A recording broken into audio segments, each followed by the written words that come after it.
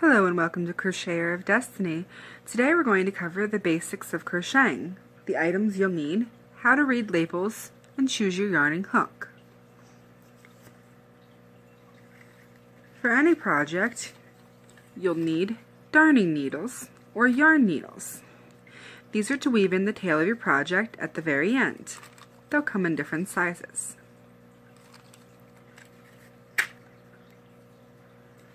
For some projects, you might need or find crochet stitch marker rings to be useful.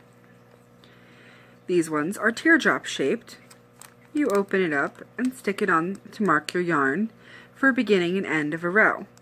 In a continuous pattern where you work in circles, this will be particularly useful to mark your beginning and end of each row.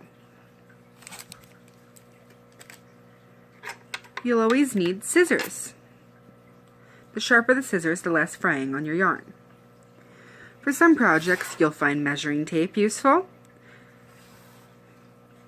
And sometimes you'll need buttons or ribbon. Buttons come in different sizes.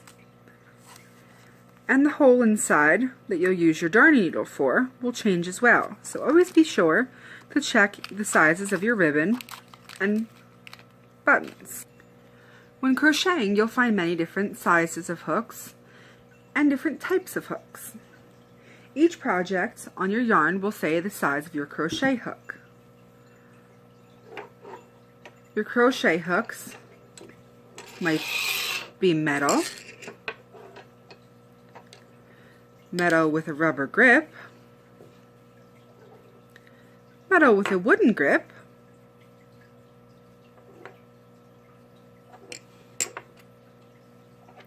or plastic.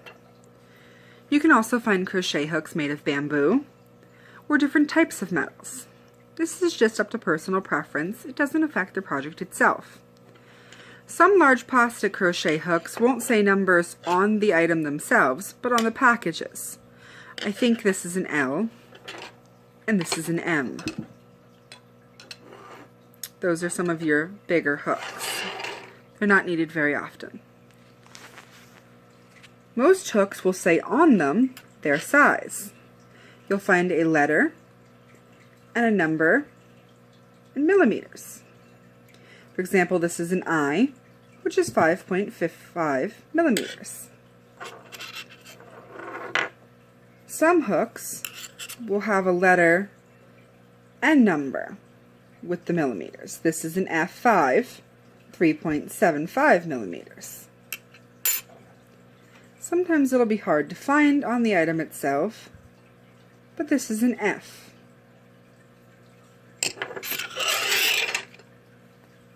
Each yarn will tell you the size hook you need. For example, this is a Red Heart Super Saver, and these are the things you'll need to know on each package. Some packages will have the ways you can unravel your yarn. For example, pulling from this side will unravel from the outside and your yarn will spin as you use it. This is easier sometimes, but might also roll away or pick up any dirt from nearby items. On this side, you'll pull from the center of the yarn, which you will hold open, find the one that looks different, and pull it out. That's how you unravel from the center.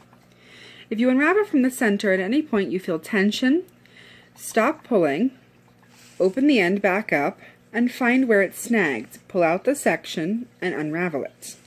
If you don't, you may create a small knot in your yarn which will make it unable to pull further, and you'll have to unwind from the outside and rewind it into a small ball. Sometimes this is just easier. That's up to personal preference. Sometimes on your yarn you'll see a die lot number. This means that the company is not guaranteeing that every skein or ball of yarn will be the same exact color. So if you're buying several skeins at once, you might want to ensure the die lot number is the same. Next on your yarn you'll see the make of it. This one is 100% acrylic. This yarn is 80% acrylic and 20% wool. Some yarn will be 100% cotton or other materials, Each one has its own washing instructions. Sometimes your item will simply say machine wash and dry. These symbols also apply to the care of your yarn. This symbol is for washing. It means this is machine washable at no more than this temperature. I prefer cold water. When you wash an item, it's best to wash it in a mesh bag or pillowcase to prevent the wear of your item. The next symbol is the dryer symbol. The less dots, the lower the heat. In reverse, the more dots, the higher the heat. For example, this can be used on tumble dry, lowest heat setting.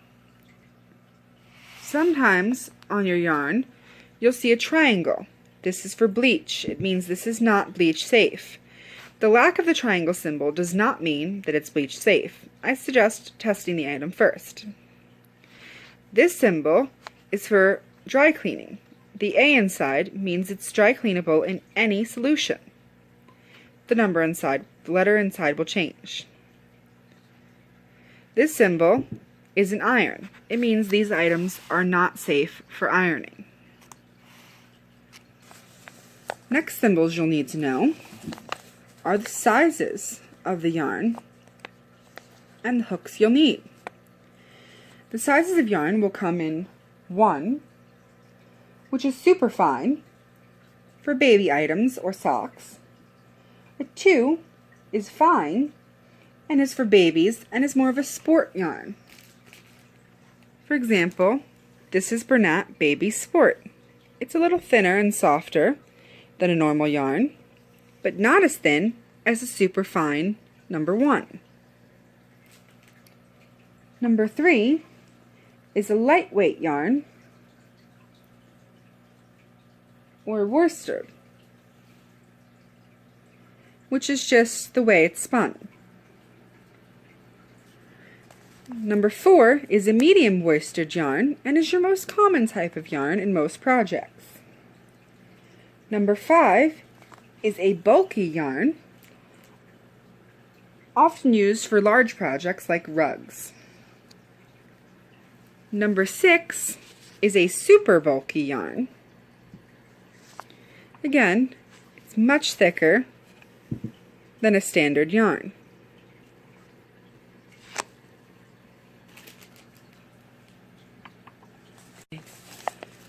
Next to your symbol is your knitting needle instructions and your crocheting instructions. I'll be reading from these ones.